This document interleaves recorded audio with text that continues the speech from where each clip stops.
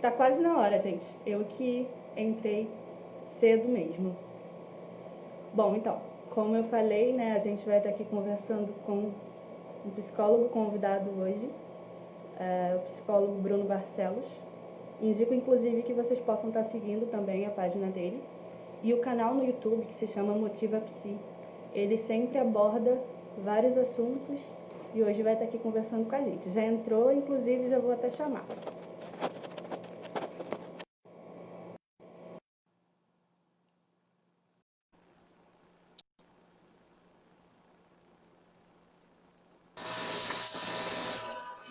Olá, boa noite. Tá me ouvindo? Tudo ok? Tudo ok. Hoje acho que rola, hein? Hoje acho que vai. Testando a conexão e foi tudo ok. Então, espero. Muito bom. Eu só vou tirar do meu Wi-Fi e deixar no meu 3G que é mais seguro, tá? Só um minuto. Pronto. Voltei. Tá todo mundo aí? Todo mundo me Bem, ouvindo? Tudo certinho? da minha parte, ainda tudo ok para você hoje? Tá, tá sim. Então, eu iniciei um pouco mais cedo, né, para me antecipar, então, e falei um pouco sobre o assunto, que a gente aqui vai estar fazendo um recorte, por ser um tema complexo, né, mas foi interessante estar fazendo debates. E falei um pouco também da sua parte, mas, claro, vou abrir aqui o para você e estar falando. Eu não ouvi o final da frase. Ah, bom. Vou abrir um espaço para você se apresentar e estar falando do seu trabalho. Tá bom, obrigado, Sam. Então, eu sou psicólogo clínico. Minha formação foi pela gerontologia, né? Com extensão em psicanálise com idosos e pós em gerontologia e geriatria interdisciplinar, mas de alguns anos para cá, uns 5 anos para cá mais ou menos, meu público se misturou um pouco, atuando muito com a questão da gerontologia, em parceria com algumas instituições como o SESC, a educação, com o Cinep, RJ e outras escolas, e relacionamento, porque surgiu uma demanda muito grande, tanto de casais mais maduros quanto de jovens, ou até pessoas, mesmo separadamente, com temáticas em relação a relacionamento, a convivência, e acabou que eu aderi também a esse público. Então hoje eu posso dizer que minha ênfase seria mais ou menos essas três, né? Educação, relacionamento e envelhecimento, que eu acho que tem muito a ver, por mais que não pareça, né? E essa temática que você propôs da gente conversar é uma temática da qual eu acho muito importante, principalmente porque acho que a gente avançou muito, mas ainda está focado em um perfil que se criou, um certo mito de que o abusador é sempre um momento, né? E eu acho que essa percepção de que um abusador não tem uma face, né? Não vem aqui na testa escrito abusador. Qualquer um de nós pode acabar em algum momento da vida tendo atitudes abusivas em quaisquer relações. Exato.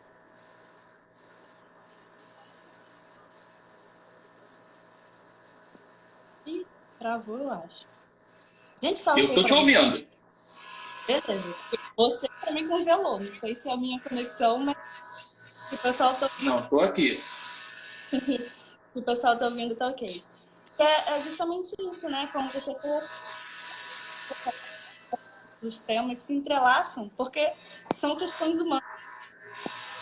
E Sim. aí a gente pode partir, né, do ponto de que esse está desmistificando o relacionamento abusivo.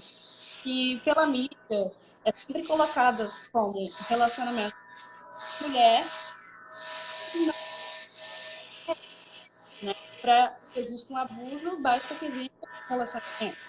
E aí, seja em qual aspecto for, familiar, amizade, enfim.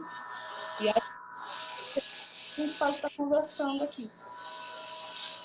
Eu sempre gosto de primeiro a gente pode expandir para depois fechar, né? Eu acho que ajuda mais pessoas se aproximarem do assunto. Eu acho que às vezes a gente precisa pensar que, em geral, uma relação abusiva ela começa no ambiente doméstico e muito atrelada a um ambiente familiar. Às vezes, o que tem de abuso é o que uma pessoa assiste na relação dos pais, na relação dos primos, na relação do pai ou da mãe com seus respectivos avós, e até mesmo dos pais com a gente mesmo. Né? Existem pais e mães narcisistas que fazem do filho uma extensão da sua própria existência, tentam dominar, tentam conduzir as escolhas Da vida do outro. e até mesmo atravessam esse lugar de desejo, né? E acabam querendo definir o que o outro vai desejar, o que é um tipo de violência. É que a gente não considera isso tão grave, né? A nossa sociedade pensa na violência muito mais física, que é de fato. Mas existem outras sutis formas de violência em que a gente impede o outro de falar, impede o outro de pensar, de desejar, de escolher, que também cerceiam essa liberdade do existir, né? E acabam escravizando o outro a uma pessoa, né?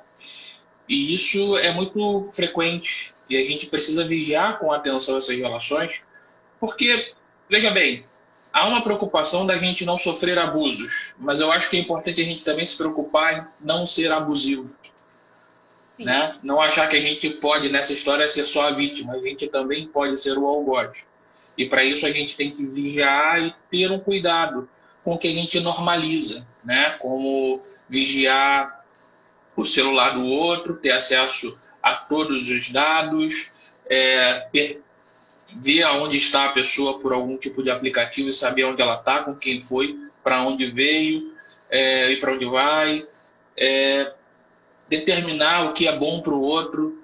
Existem tantas faces do abuso que é preciso ter um olhar mais cuidadoso, no meu ponto de vista, para que a gente perceba até que ponto nós estamos nos submetendo ou facilitando de alguma forma para que as pessoas ganhem espaço para abusar da gente também. Uhum. Pessoal, cortou um pouco para mim. Se vocês puderem me dar feedback. Bruno, você está me ouvindo? Eu tô te ouvindo. Beleza. Tem Porque horas que seu áudio falha. Ah, então tá. Mas hoje tá indo, né? Deixa eu Tá, testar. pelo menos não tá caindo, né? Eu não sei aí o que o pessoal tá achando, mas tem uma galera aí, ó. Uma galera dando boa noite. Aguardar o feedback. Bom, uma coisa que eu acho importante quando a gente fala de relacionamento abusivo é a gente pensar que ninguém necessariamente nasce um abusador, né? Não tem essa característica ali na genética. Apesar das pessoas adorarem acreditar que pode ter ali um determinismo biológico. Mas existem condutas, comportamentos, valores, símbolos, significados que vão construindo o que a gente entende como o nosso direito, o que cabe a mim, né? E se a gente, ao longo da vida, talvez seja estimulado a ter ciúme, a achar que de fato estar com alguém é ter um tipo de posse, a gente começa a entrar num território muito perigoso. A gente acaba não tendo a percepção de que é uma escolha que pode ser feita e desfeita. E que o nosso desafio é tornar essa escolha, por nós, continuamente interessante. Porque Tudo isso. Continua. falhou muito o áudio. Eu ouvi o início e nada mais. Não. Depois eu falo. Não, pode falar. Não, então, é que tudo isso que você está trazendo me vem assim, né? Que é uma questão muito cultural. Esses limites, tudo isso, né? A maneira sutil com que o abuso vai se apresentando, tudo que a gente toma como significante, significado. Nossa. por tudo que a gente aprende. E a cultura coloca isso que a gente não considera abuso como o normal, né? O abuso físico, ele é porque consegue ser visto, mas muitas das vezes esses abusos vão ser presos no comportamento, né? E aí traz essa questão que você está colocando, que fala pra gente, a gente aprendeu como escolher o que é bom. Eu não sei se, mesmo sendo visto, ainda causa tanto impacto, porque tem muitos casos em que há uma percepção de que há abuso, hematomas, etc., e ainda assim há uma dúvida, uma tentativa de explicar, uma tentativa de justificar. Eu acho que não passa tanto pelo olhar do outro, né? Não acho que é uma questão, não no olhar no sentido de ver o hematoma, mas talvez passe por, por um peso que muitas pessoas colocam de que um casamento fracassado, para muitas pessoas, é muito mais doloroso do que sofrer em casa calado sem ninguém saber. O olhar do outro para isso, para um casamento que não deu certo, para um relacionamento em que há conflitos, em que a mulher não está segurando o seu homem, ou o homem não está tendo tranquilidade devido a isso ou aquilo que a mulher faz. Enfim, essas várias desculpas que a nossa sociedade cria, eu acho que isso muitas vezes tem um peso maior, esse julgamento, esse olhar crítico de que há uma falência da relação pode ter um julgamento maior do que o sofrimento que a relação traz. Até porque muitas pessoas entendem que é isso mesmo, casamento é assim mesmo, relacionamento é assim mesmo. Com o tempo você vai dando um jeitinho, com o tempo o outro melhora. E essa é o tipo de dívida impagável, né? Porque você vai pagando a prestação achando que um dia você vai quitar. Só que os juros só vão aumentando. E chega uma hora que é impagável, né? Ou seja, acreditar que você, por algum critério mágico, vai ser capaz de modificar o outro é, muitas das vezes, uma das condições para que abra-se espaço para uma relação abusiva. E como tudo se apresenta muito sutilmente, né? Existe sempre a ideia de que eu vou ter tempo, ou eu tá, a própria pessoa inserida nesse relacionamento, ou que se inseriu, e aí é um outro ponto que a gente pode chegar, encontra justificativa para adiar essa percepção.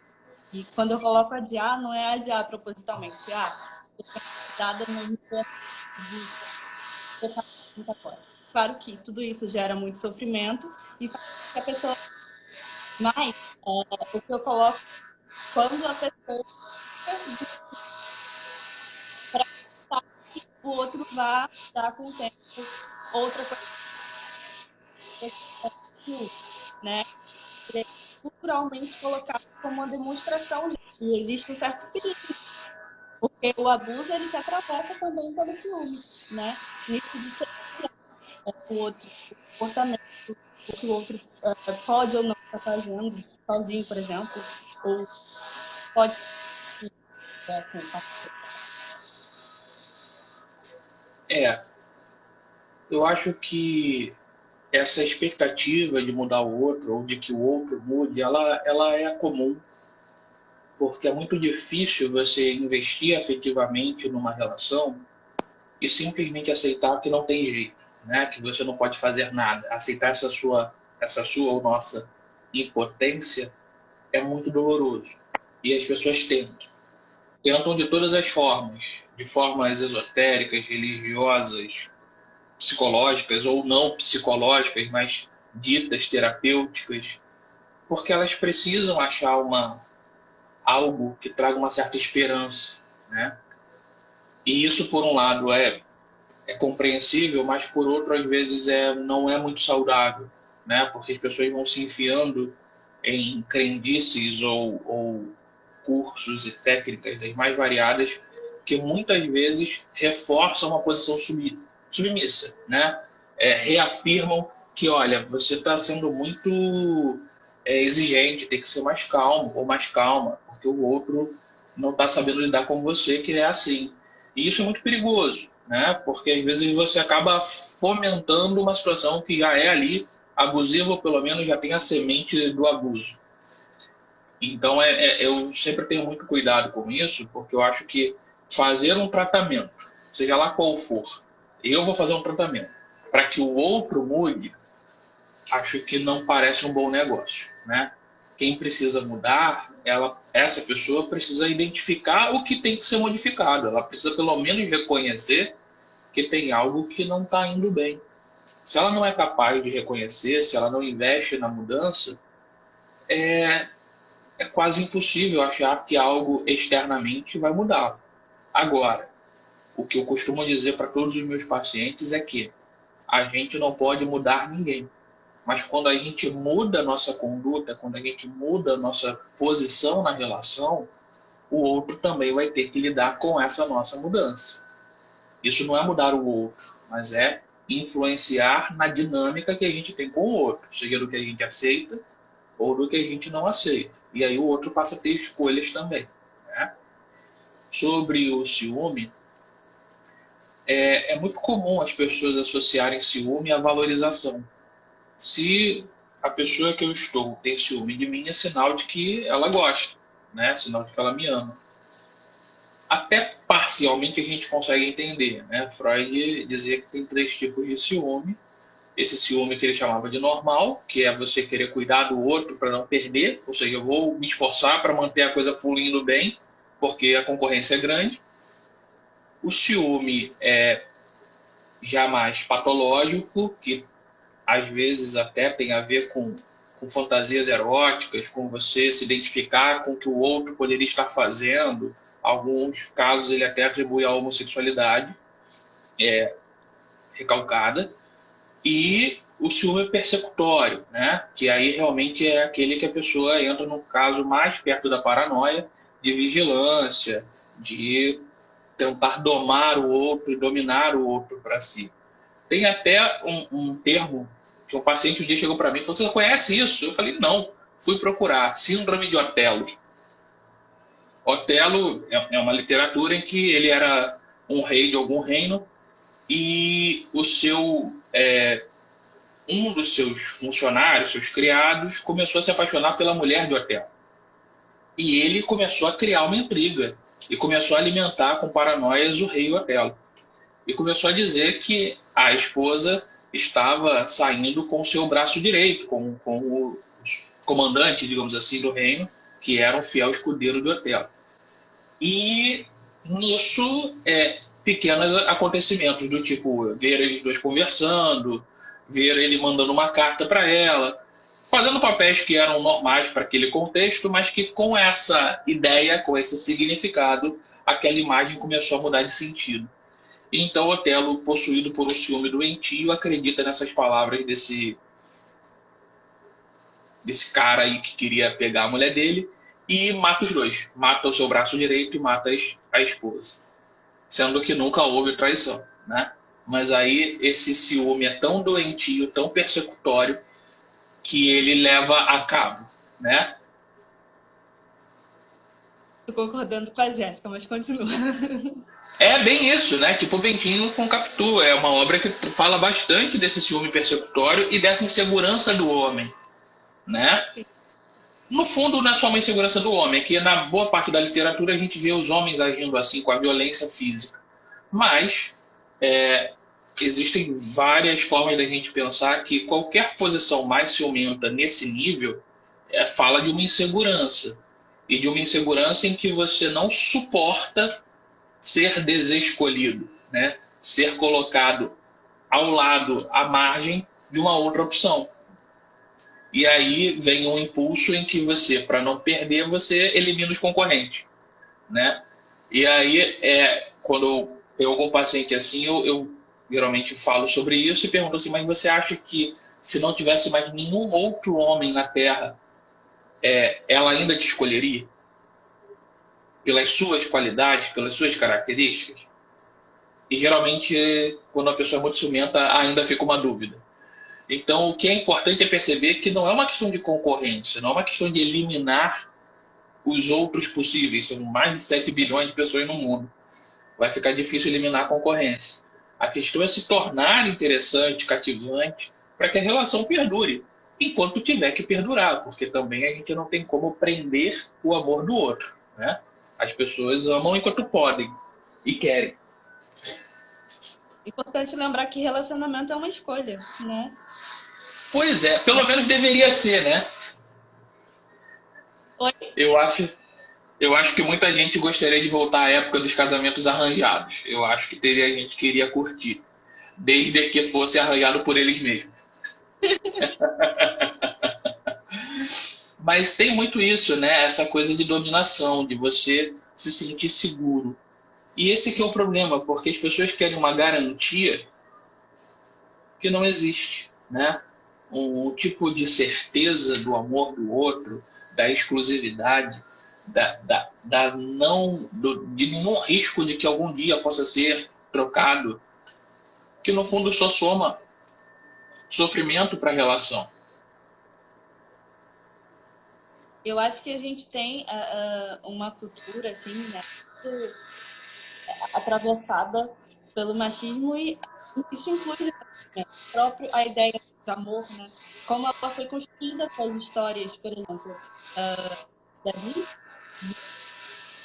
Existe, né, aquele padrão do príncipe que vai chegar para ser a princesa, enfim. As pessoas constroem o ideal do amor muito voltado para essa ideia, que o outro vai estar bom porque olhou, simplesmente se apaixonou e aquela pessoa vai ser única. E quando as coisas começam a ser esse modelo, começam a surgir essas inseguranças.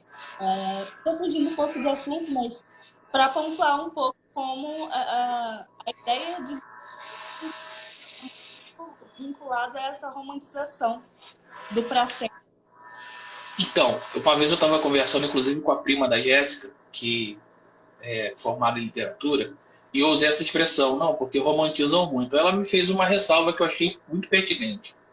Ela falou que na literatura, o romantismo não é bem bonito assim quanto a gente pinta, né? Se a gente pensar em Romeu e Julieta, não é um feliz para sempre, né? O final da história termina com os dois mortos. E eu parei para pensar, né? Assim, me deu um pouco de choque, porque a gente está tão acostumado a usar certas expressões que às vezes a gente não se aprofunda no que elas querem dizer. E o argumento que ela usou é que esse conceito, na verdade, é um conceito muito mais hollywoodiano.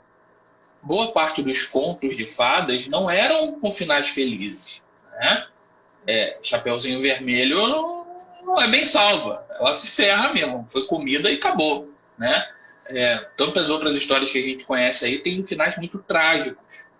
A Disney, Hollywood, é que vai transformando essas histórias nessa coisa mais bonita, mais esperançosa, mais mocinho bandido, tira a complexidade dos temas, das histórias, em que ou você é sempre bom ou você é sempre mal, como se ninguém fosse os dois, né?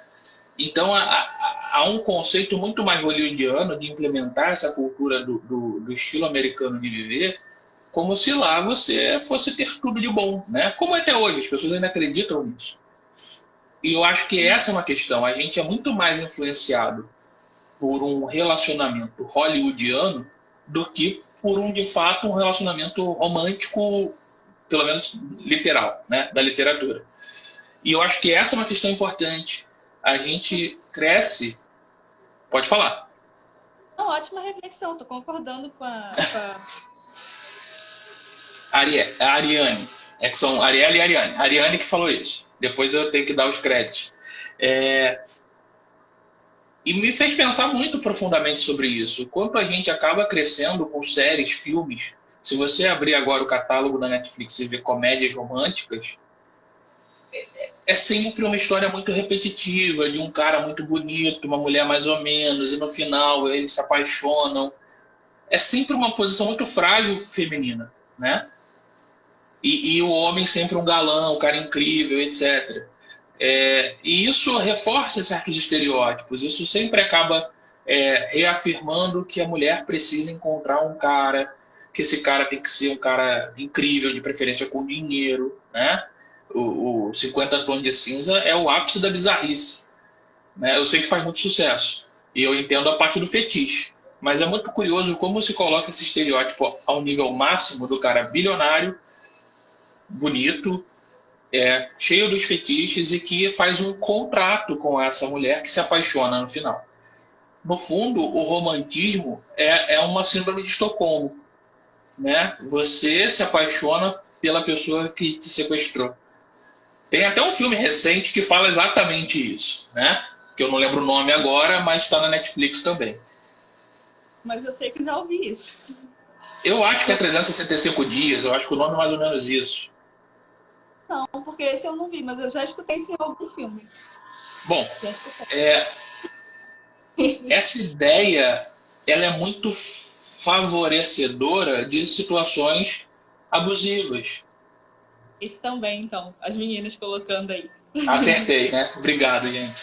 Então, assim, a gente cresce numa lógica, primeiro que faz com que as mulheres se coloquem muitas vezes vulneráveis, passivas, não só no sentido comum da palavra, passivas de eu vou esperar você agir para eu reagir, né? Não tem essa proatividade, o que hoje em dia já mudou muito, mas a gente cresce com essa fantasia. E também cria um ideal para o homem, que é um ideal também impossível. Quantos caras você conhece bilionários?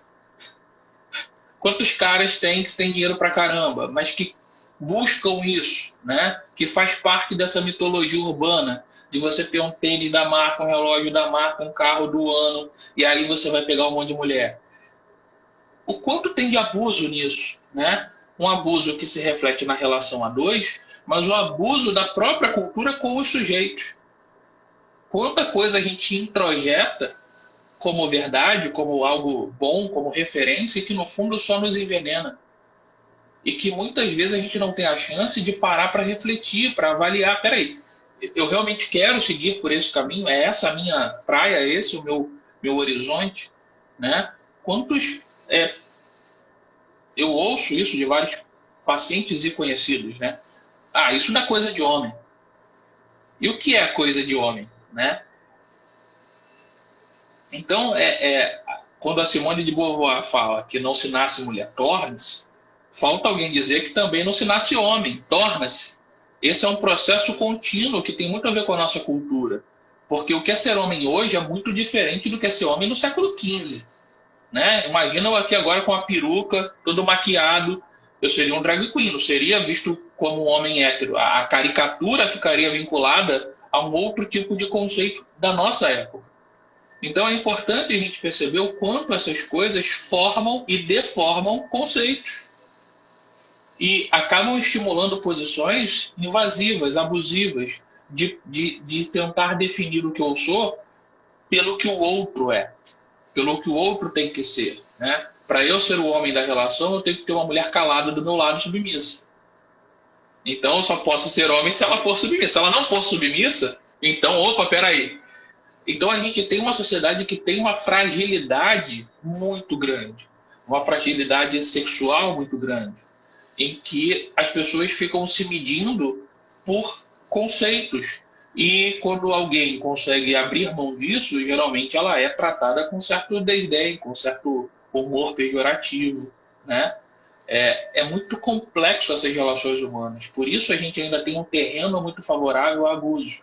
Porque ser diferente, não ser abusivo, dividir a relação, tratar o outro no nível de equanimidade, eu acho que é essa a palavra, ainda gera olhares duvidosos, olhares questionadores. Né?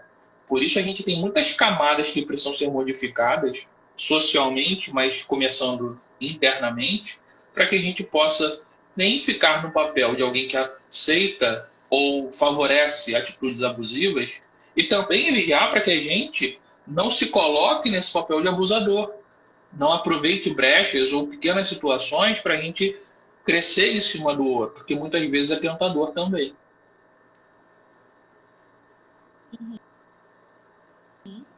E aí, para dar um pouco com os outros pontos, né, os outros nuances desse assunto, relacionamento abusivo, eu acho que é relação com o poder, né? E aí você trouxe essa questão do financeiro, e culturalmente introjetado assim, no que o homem deveria ser, mas eu acho que mesmo financeiro, o abuso é diretamente ligado a uma relação de poder, né? Qualquer relacionamento. Não existiria abuso se não houvesse uma relação de poder, né? Em última análise. E de um modo geral, toda relação abusiva é uma relação de uma busca por um poder. Eu sempre cito, quando posso, uma frase que eu ouvi no seriado House of Cards, que diz que tudo é sobre sexo, menos sexo. Sexo é sobre poder. E ali você também tem um pouco disso. No jogo sexual, você também tem um jogo de dominação, em que você pode revezar, você pode brincar da maneira que for, se for consensual. Mas o exercício sexual é um exercício de poder. Boa parte do fetiche, boa parte das palavras que são ditas no ato sexual não são fofinhas, né? Exatamente porque puxa um lado muito mais agressivo do ser humano canalizado para vivência sexual. E tá tudo certo se ninguém sair magoado dessa história. Magoado fisicamente, né? Porque corações se quebram no caminho. Mas a relação de poder, ela é um investimento de vaidade muito forte. Porque você fica nesse ranking social se colocando acima do outro, né? De alguma forma, no seu critério íntimo. Porque você manda, porque você tem dinheiro, porque você tem um carrão, porque você fala várias línguas, porque você tem doutorado. Qualquer coisa pode virar um símbolo de poder. Uma farda, uma arma. Então, esse é uma questão humana que vai ficar. A gente vai ter que discutir isso eternamente. Mas quando isso aparece dentro das relações, é uma questão da situação cômica e trágica do relacionamento, que as pessoas esquecem que para você se sentir poderoso, para você poder ser o senhor, alguém precisa te deixar ser e se colocar na posição de submisso, de escravo, né? Lacan faz essa provocação dizendo que o poder, na verdade, o poder simbólico, ele está muito mais no escravo, porque é ele que faz com que esse senhor se sinta tão poderoso. E essa é a questão da dominação, né? Se quem está vivendo numa posição submissa observar o poder que tem, conseguir olhar para dentro, curar suas feridas, se cuidar, certamente vai perceber que tem muito poder para não ficar submisso, para buscar recursos e ajudas externas para sair dessa situação. E por isso que não é tão simples também, né? Por isso que quando eu vejo pessoas falando, por que você não larga, separa, faz, acontece, como se fossem soluções simples, geralmente é uma leitura equivocada, porque quando você vai se submetendo ao outro, você vai sendo engolido, né? Você vai sendo devorado. E os seus recursos vão acabando. Já atendi pessoas que deixaram de trabalhar, não tinham sua própria renda. E aí como é que faz? Como é que faz para você alugar um apartamento, para você minimamente pagar as suas próprias roupas, suas contas? Então, quando você vai se submetendo ao ponto de perder a sua própria individualidade, você também tem muito mais dificuldade para sair. Por isso que é sempre importante, antes de pensar em separa, que é a solução sempre mais simples, da boca para fora, cuida de você, constrói ou reconstrói a sua vida, procura de, se dentro do possível trabalhar, vai fazer bolo de pote se você não tem uma formação, vai fazer o que tiver acesso, vai procurar ajuda para você primeiro ter a sua renda, para você fazer amizades, para você ter um ambiente mais favorável para quando você quiser dar um passo maior, você tenha pessoas para te dar suporte. Porque às vezes nem a família dá suporte. Tá. Infelizmente. Uma das características, né, que conforme esse abuso vai acontecendo, quando eu falo abuso, não estou falando necessariamente do até no a tendência é o abusador ele vai afastando suporte que essa pessoa tem, né, familiares, para que fique mais fácil, para que aquela pessoa fique, de certa maneira, mais vulnerável. Então, é interessante mesmo a busca por suporte de pessoas que possam estar dando apoio. Sim. E é muito difícil, às vezes, para a pessoa que está nessa posição, primeiro reconhecer que precisa de ajuda, porque entram vários fatores, né? Existem fatores religiosos, em que dizem que é errado se separar, por exemplo, então você tem que ficar ali até que a morte o separe. Existe o julgamento social, tem famílias que não apoiam separação, então acham que você tem que ficar casado e aguentar seja lá o que for.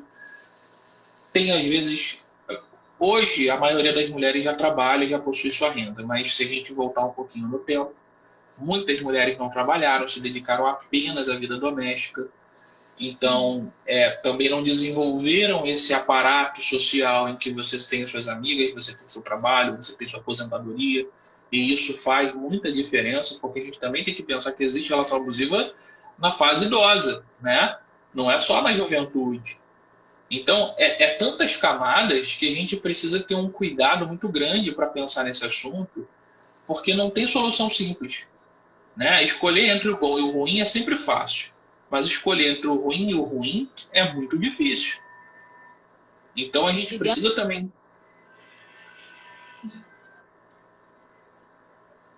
Tá me ouvindo? Pode falar. Todo doce ruim também, né? Existe aquilo que o sujeito suporta. A gente percebe que tá ruim, mas é aquele com o pior sem, né?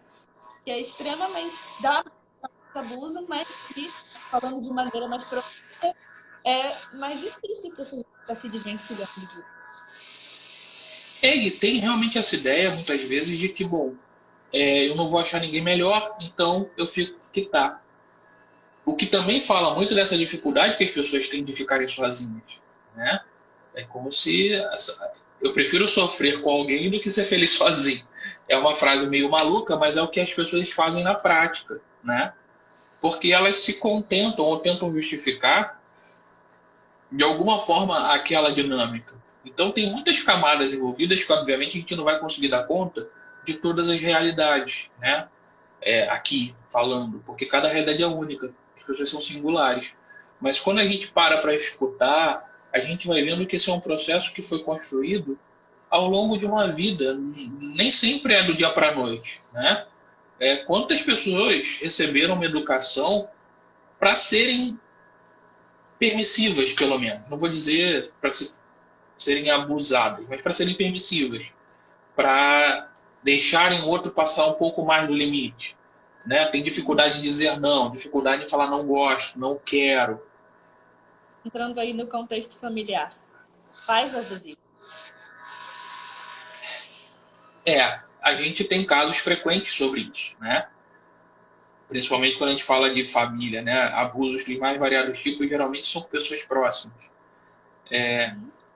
E essa é uma questão triste, na verdade, porque quantas pessoas acabam se aproveitando dessa confiança, desse elo afetivo, para fazer coisas das mais bizarras possíveis, né?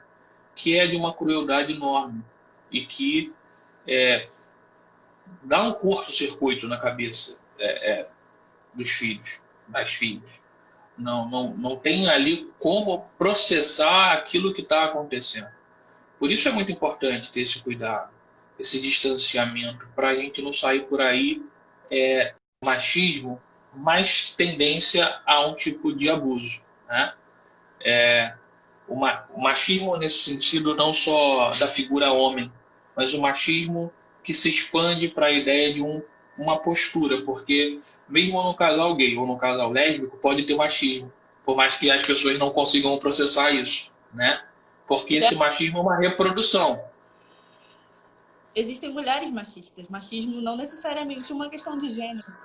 Sim, geralmente o que se fala é que não existe mulher machista, mas existem mulheres que reproduzem o machismo devido a essa cultura que elas introjetam e absorvem, né?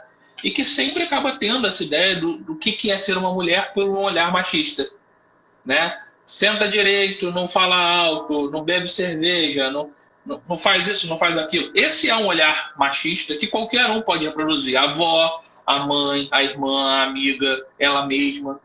que se condena por, de repente, ter vontade de sair à noite sozinha, conhecer um cara legal e transar com ele. Que absurdo, ela não pode. Né? Isso é um olhar machista. Enquanto a gente tolera que homens façam isso e tudo bem, porque é homem. Então, essas pequenas formas de machismo, elas favorecem a uma relação abusiva, porque elas dão uma primazia a um tipo de conduta que justifica certos atos que não têm justificativa. Ou seja, se a mulher está usando uma saia curta, um vestido curto, ela provocou o homem. Se o homem a violentou, então ela é culpada. Então você está justificando um abuso por um olhar machista. Né? E muitas vezes homens, e aí tem os homens que usam disso a seu favor para fazerem o que querem, e tem homens que também sofrem pelo machismo, porque não se adequam a essa lógica, mas também querem fazer parte do meio social, querem estar no meio dos amigos, querem estar ali interagindo com aquele grupo que ele cresceu. E isso gera um distanciamento, uma dissonância muito complexa. Uhum. Dia desses, uma professora levantou um ponto justamente sobre essa questão do machismo, né? Do quanto culturalmente o homem, por exemplo, que mora sozinho, tem que seguir e sempre alguém, porque senão ele é gay, e seguir todos esses padrões, como se existisse um checklist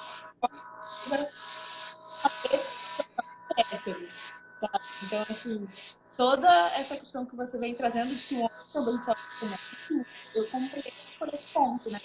Daquele homem que não se adequa a a esse checklist de ter que fazer, enfim. Porque, no fundo, é isso. Como a gente nasce sem manual, a gente vai buscando se amparar naquilo que a sociedade tem para nos oferecer, em especial a família. Então, esses valores familiares, eles nos norteiam no primeiro momento. E a gente vai reproduzindo isso porque a gente também não tem um critério de escolha muito elaborado quando criança. Nem quando adulto, nem em especial quando criança. Então a gente vai seguindo, né? Até que aquilo começa a se chocar com as nossas escolhas, com os nossos desejos, com as nossas percepções. E aí a gente precisa fazer um trabalho interno para poder elaborar isso e encontrar as respostas singulares, aquelas que só fazem sentido para nós, e mesmo que os outros não entendam, a gente continua seguindo honestamente, lealmente ao nosso desejo. Mas isso envolve uma coragem de romper com certas expectativas, de romper com certos elos, que é muito difícil. A família tem um poder de influência muito grande na vida das pessoas. É difícil você suportar desapontar seu pai ou sua mãe porque eles esperavam que você fosse um cara que vai cuspir no chão e coçar o saco. Ou porque você deveria ser uma menina mocinha que vai sempre andar de vestido longo, não usar batons de cores fortes, e casar e ter filhos e nunca separar e viver uma vida perfeita. É difícil ter coragem para romper com isso. Por isso que nos atendimentos a gente também precisa oferecer esse suporte, esse questionamento de quais são os valores que cada um quer manter, que é um direito, é uma escolha, e quais talvez precisam ser atualizados, né? Quais estão obsoletos e já não fazem mais sentido para quem a pessoa é hoje. Eu tô falando na sexta, né, que eu fiz uma aqui, mas estava conversando com o pessoal justamente sobre a importância da psicoterapia, tá? Nesse sentido, né, dessa busca por se conhecer. A gente se constrói justamente através desses padrões, se espelhando no outro, enfim. E depois vai percebendo o quanto isso não vai mais casando com quem a gente é, com quem a gente está. É justamente a questão de escolha. E essa escolha vai ser fácil. Porque bancar, ter coragem, como você disse, para estar não quer mais. Escolha constante. Porque, como eu coloquei também, existe uma certa dificuldade em falar eu não quero mais isso não tá bom, agora eu vou por outro caminho. Não é, sabe? Não é assim que rola. E aí, dentro da psicoterapia faz sentido. Para estar se conhecendo melhor. Eu escutei muito interessante da psicoterapia como uma pesquisa de si, uma pesquisa sobre si. Porque é basicamente isso, né? A gente vai se pesquisando. É preciso suportar que a gente não sabe tudo sobre a gente, né? Sim. A análise, a psicanálise, ela é o oposto da psicossíntese, né? Enquanto a síntese é um resumo, é um fechamento, a análise é uma expansão. E por isso é uma pesquisa, por isso a gente precisa estar aberto a se redescobrir continuamente, a suportar que algumas coisas talvez a gente não vá saber como um todo, né? Por isso que há um limite do autoconhecimento, pelo menos para a psicanálise. Ou seja, você nunca vai se conhecer 100% porque o que você é hoje, amanhã pode não ser mais, né? Então a gente está num processo contínuo de construção, desconstrução, reconstrução, e é preciso suportar isso. É preciso não ter essa certeza absoluta, como algumas pessoas gostam de dizer, não, porque eu sou assim, eu jamais faria isso, eu jamais faria aquilo. Não dá para saber se você não passou, né? Se você não está vivendo. Exemplos clássicos é quando você lida com uma situação de risco, um assalto, por exemplo. Tem gente que congela, paralisa, tem gente que parte para cima do ladrão, tem gente que sai correndo. Tem tantas variáveis que a gente não consegue prever, mesmo que a gente achasse que seria de determinada forma.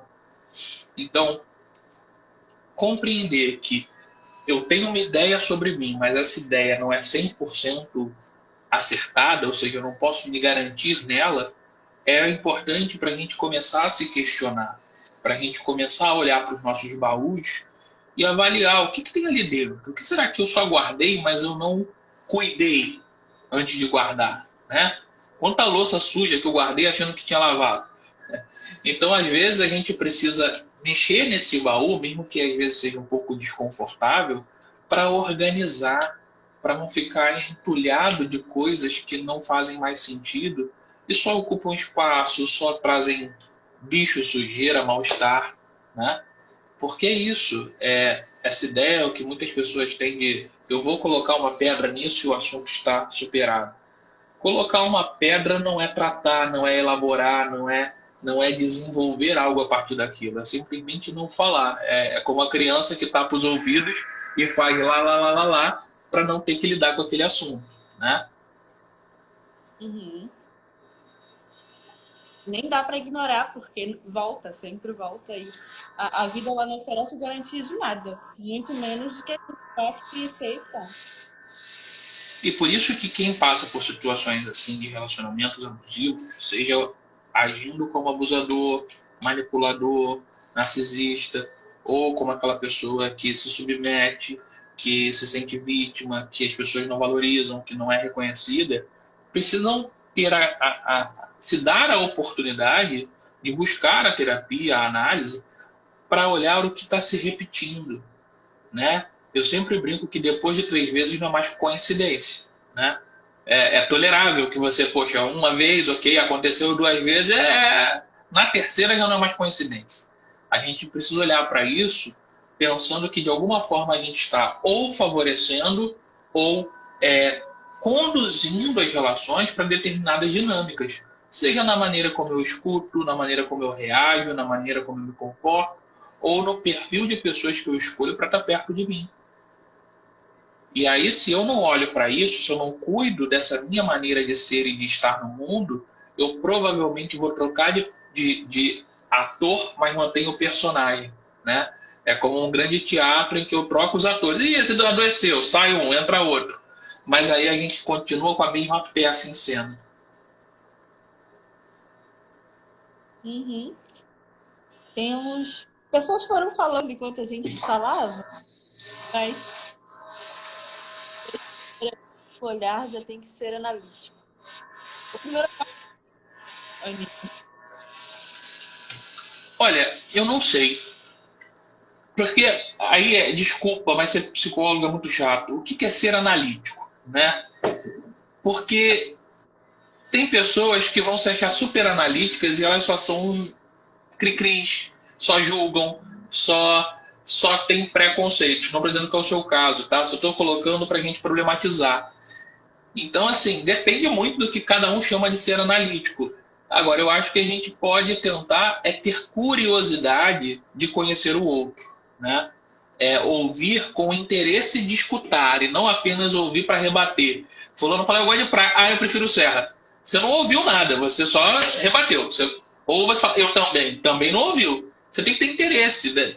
Que praia? Qualquer uma? É praia no mar aberto? É praia em lugar mais fechado? Qual é a história do outro? Que interesse é esse? Né? Eu acho que aí a curiosidade é a palavra que eu, pelo menos, considero mais interessante para a gente poder se conhecer. Uhum. Mas e sobre os gatilhos que sentimos? Aninha, essa pergunta. O que você acha de gatilhos, Ossana? Bom, então, depende muito também do que ela está considerando gatilho. Né? Como a gente está falando antes, acho que todas essas questões que nos atravessam, elas precisam de acordo com o contexto de vida. E existem sempre pontos muito delicados, que eu acredito que ela esteja se referindo a gatilho do abuso, né? Envolver num relacionamento abusivo, para podendo compreender como que esses dados dão é complicado apontar de maneira geral quando a gente precisa considerar vários outros aspectos. Eu tenho ouvido muito essa expressão, gatilho, e eu confesso que às vezes me dá um pouco de vontade de rir e um pouco de vontade de correr. Eu ainda não defini bem em que lugar eu coloco isso, porque fulano me causou gatilho, essa situação me deu um gatilho. É como se o mundo tivesse que se modificar para comportar a minha dor. A ideia de gatilho, para mim, ela é muito pontual. Algo que eu ia usar a palavra arrebata. Se arrebata espontaneamente, sabe? Algo que te incomoda. Mas aí eu não sei se eu relativizando. Mesmo que seja, sinceramente, não acho tão relevante se é algo pontual ou não. A questão é atribuir ao externo esse poder. Uhum. Né? Ou seja, eu vi uma cena, aquilo foi um gatilho para mim. Alguém falou mais alto, aquilo é um gatilho para mim. Eu não posso controlar o tom de voz que o outro fala, a cena que o outro faz, a maneira como o outro se comporta. Eu não tenho esse poder. Às vezes a gente não se controla, que dirá controlar o outro. Então, ficar sendo um investigador de gatilhos, eu acho muito complicado, porque traz para mim uma ideia de que eu vou evitar todas as situações de gatilho. No final, você vai virar um peso de papel, né, dentro da sua casa, em cima da sua escrivaninha, porque a vida vai ser sempre um gatilho. A questão é como eu posso lidar com isso que me causou e como eu posso trabalhar para eu ficar mais resistente, mais resiliente para lidar com essas situações. Porque dificilmente a vida vai nos poupar de situações gatilho, né? Porque me incomoda que a cada época surgem palavrinhas novas, né? Quando eu estava na faculdade, tudo era trauma, agora tudo é gatilho. E no final são, no geral, pessoas lidando com suas dores. E isso não vai acabar nunca, porque estar vivo, nascer, passar ali pelo parto, já é uma puta dor. Você já começa chorando, não é à toa. Você sai de um lugar quentinho, confortável, seguro, para um lugar desconhecido com uma luz enorme e um médico que não tapa na bunda. Não tem como ser bom, né? Então, se a gente for levar ao extremo, todos nós temos qualquer gatilho, desde que fomos paridos, né? Então, acho que a gente precisa também suportar que a vida não é confortável, pelo menos não o tempo todo. E que a gente é que tem que desenvolver habilidades para lidar com essas situações ou se afastar daquelas que a gente não suporta mesmo. A própria análise, né? Eu disse na passada, quando eu fiz a live, eu psicoterapia, e se tiver tudo bem, tudo ok, tudo certo, e a pessoa estiver adorando, tem alguma coisa errada aí, porque lidar Claro, tá verificando que louça eu não lavei, traz o processo, pelo menos ao meu ver, ele oscila, né? Ele tem momentos quase de uma euforia. Vai acabar, né? Faltam segundos. A gente interrompe e volta para encerrar, pode ser? Pode, você que sabe.